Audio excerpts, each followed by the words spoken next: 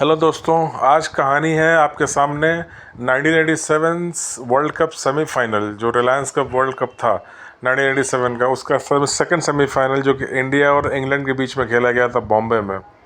और उस सेमीफाइनल में इंडिया मैच हार गई थी इंग्लैंड से और सेमीफाइनल से बाहर, मतलब वर्ल्ड कप से बाहर हो गई थी। और एक तरह से इंग्लैंड ने इस मैच में 1983 वर्ल्ड कप का बदला ले लिया था, जब 1983 वर्ल्ड कप सेमीफाइनल में इंडिया ने इंग्लैंड को हराया था और फाइनल में पहुंची थी। इस बार इंग्लैंड इंडिया को हरा के फाइनल में पहुंचती है।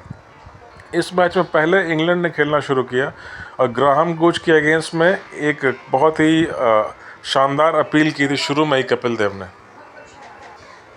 और ये अपील बिल्कुल शुरू पहले या दूसरे ओवर में ही की थी कपिल देव ने, जब ग्राहम गुज को एलबीडब्ल्यू ऑलमोस्ट लगता था कि आउट से, लेकिन अंपायर ने दिया नहीं। और यही ग्राहम गुज आगे जाके इंडिया के लिए बहुत भारी पड़ते हैं। उन्होंने देख लिया कि इंडिया में उस समय main Maninder Singh top spin bowler थे, जो कि लेफ्ट हैंड से काफ़ी परेशान कर रहे थे बैट्समैन को। इसके ठीक पहले पाकिस्तान के सीज़न में भी उन्होंने काफ़ी विकेट्स लिए थे और उसका काट ग्राहम गुज ने स्वीप शॉट के ज़रिए निकाला। उन्होंने नेट्स में, कहते हैं कि सिर्फ स्वीप शॉट की प्रैक्टिस की थी, खासकर लेफ्ट आर्म स्पिनर के अगेंस्ट में, स्पेशली मनिंदर सिंह और रवि शास्त्री को काउंटर करने के लिए। और उसके बाद शुरू में चूँकि एक किस्मत वाले थे, एलबीडब्ल्यू डिसीजन जो कि बड़ा सही लग रहा था, वो उनके फेवर में चला गया। और उसके बाद उन्होंने स्वीप शॉट खेलना शुरू किया और मनिंदर सिंह जो कि एक लेफ्ट आर्म स्पिनर थे, इनकी मजबूरी होती है लेफ्ट आर्म स्पिनर की, ज़्यादातर बॉल इनके मिडिल और लेग पे पिच होकर बाहर निकलती है। और उस पर इन्होंने ये देखिए ऑलमोस्ट मिडिल और ऑफ मिडिल स्टम्प से स्वीप करना शुरू किया, लेग स्टम्प के बाहर या तो 4 रन या फिर फाइन लेग पर 1 रन। कपिल देव ने फील्ड सेट किया उस हिसाब से, लेकिन उसके बावजूद भी जो है कम से कम 1 रन तो बनते ही थे। और उस हिसाब से फिर ग्राहम गुज ने 115 रन बनाए 140 बॉल पे, और इंग्लैंड ने 50 ओवर में 255 रन का टारगेट दिया इंडिया को खेलने के लिए। इंडिया ने खेलना शुरू किया, देखा आपने स्क्रीन पे भी, सुनील गावस्कर ने पहले ओवर में एक चौका लगाया फिलिप डिफ्रेटस की गेंद पे। उसके बाद फिर दूसरा ओवर श्रीकांत ने फेस किया, जिसमें कि ग्लैडस्टोन स्मॉल ने वो ओवर श्रीकांत के सामने फेंका था। उस ओवर में 1 या 2 रन बने थे। श्रीकांत, चूँकि ये सेमीफाइनल मैच था, टारगेट 250 रन से ऊपर का था, संभल के खेलना शुरू किया। तीसरे ओवर में फिर फिलिप डिफ्रेटस आते हैं और स्क्रीन पे ये देखिए सुनील गावस्कर क्लीन बोल्ड हो जाते हैं उनकी पहली बॉल पे। ये एक बहुत बड़ा शॉक था इंडिया के लिए। 15 रन के आसपास इंडिया का पहला विकेट गिर चुका था, वो भी सुनील गावस्कर। और ये सुनील गावस्कर का अंतिम वनडे मैच था। ये उनके ज़िंदगी की last one day international cricket match थी, ये भी शायद बहुत कम लोग जानते हैं। और सुनील गावस्कर जैसा बैट्समैन इसमें जिस ढंग से बोल्ड हुआ, अभी आप एक्शन रिप्ले में देखेंगे कि मतलब एक सीधी बॉल थी फिलिप डिफ्रेटस की, ये आप देख सकते हैं, जो कि बिल्कुल गुडलैंड स्पॉट पे आगे गिरती है और सिलाई से अंदर आती है गिरने के बाद, और सुनील गावस्कर के बैट और पैड के बीच से निकल के ऑफ स्टंप को नॉक करती है। क्योंकि सुनील गावस्कर ऐसे बैट्समैन के बैट और पैड के बीच में गैप छूटना आश्चर्य की बात है। कहते हैं कि सुनील गावस्कर शायद कलकत्ता में खेलना नहीं चाहते थे फाइनल मैच, क्योंकि अगर वो मैच इंडिया जीतती तो कलकत्ता में फाइनल खेलना था उन्हें। जो उसके पहले शायद कभी 2-3 साल पहले कलकत्ते में सेमीफाइनल मैच, ये कोई मैच हुआ था जिसमें सुनील गावस्कर के ऊपर कुछ अंडे या संतरे फेंके गए थे। तो कहते हैं गावस्कर ने कहीं कह दिया था कि मैच के बाद ईडन गार्डन्स कलकत्ता में नहीं खेलूँगा, और अगर ये इंडिया सेमीफाइनल जीतती तो फाइनल कलकत्ता में था, तो फिर कलकत्ता में उन्हें खेलना पड़ता। तो लोग कहते हैं कि जानबूझ के गावस्कर आउट हो गए जल्दी ताकि इंडिया मैच हार जाए।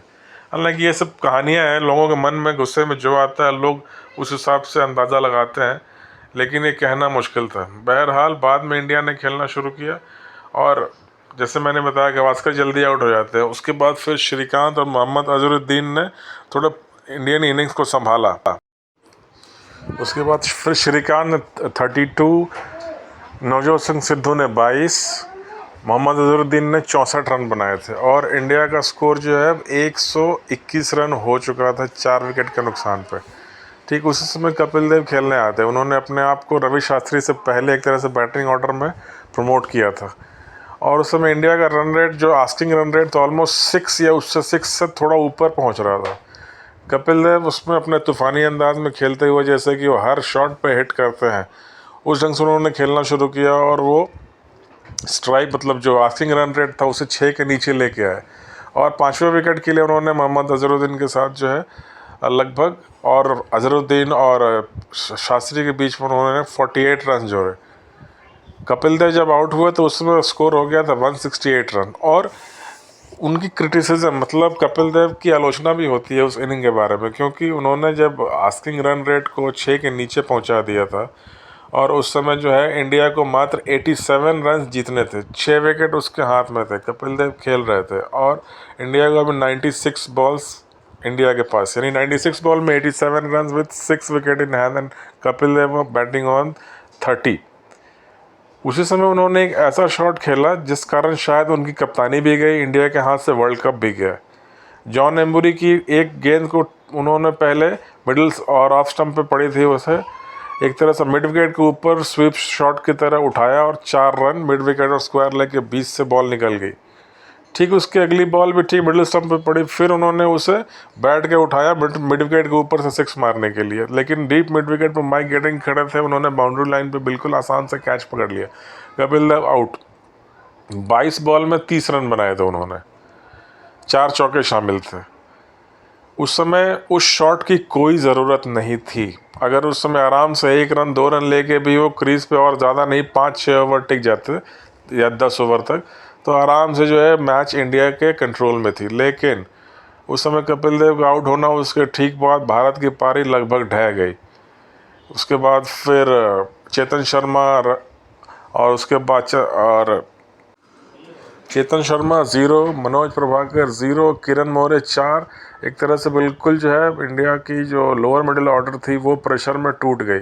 शास्त्री लास्ट बैट्समैन थे जो कि 22 रन बना के अंत में आगे बढ़ के मारने गए और टॉप एज होकर बॉल ऊंची उठ गई और वही विकेट कीपर ने कैच कर लिया, पॉल डाउंटन ने, और इंडिया 219 रनों पे ऑल आउट हो गई और 35 रनों से इंडिया मैच हार जाती है। यानी कि सोचिए 168 फॉर 4 और 219 ऑल आउट, यानी कि अगले 50 रन के अंदर 6 विकेट गिरे इंडिया के लगभग। 168 मतलब यानी 32 और 19, लगभग 51 रन, 51 रन के अंदर 6 विकेट गिर जाते हैं लास्ट के, इंडिया ऑल आउट। 35 रन से इंडिया सेमीफाइनल मैच हार गई। इसके बाद कपिल देव की कप्तानी चली गई और दिलीप वेंगसरकर को कप्तान बना दिया गया। ये एक ऐसी हार थी जिसके बाद जो है, मतलब जो काफ़ी देर तक इंडिया डिफेंडिंग चैंपियन थी, पूरी तरह से दारोमदार कपिल देव के ऊपर उस एक पर्टिकुलर शॉट के चर्चा मुझे याद है बहुत दिनों तक हुई। हम लोग स्कूल में पढ़ते थे, अगले दिन ब्लैक एंड वाइट टीवी पे हमने मैच देखा। हम जब स्कूल में गए तो लगभग सारे बच्चे, मैं 6ठी कक्षा में था, सारे बच्चे जो है रोते हुए स्कूल आए थे उस दिन।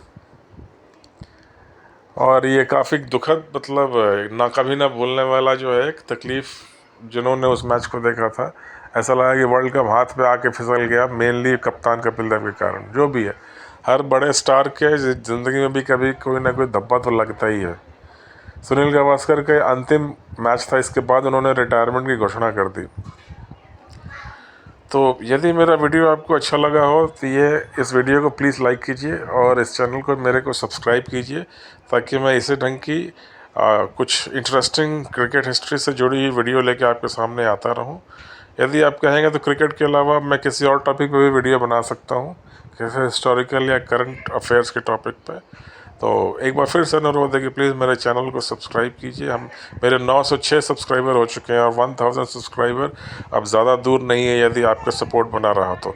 मिलते हैं फिर बहुत जल्दी, बात करें किसी और विषय पर। तब तक के लिए बहुत बहुत धन्यवाद। शुभ रात्रि।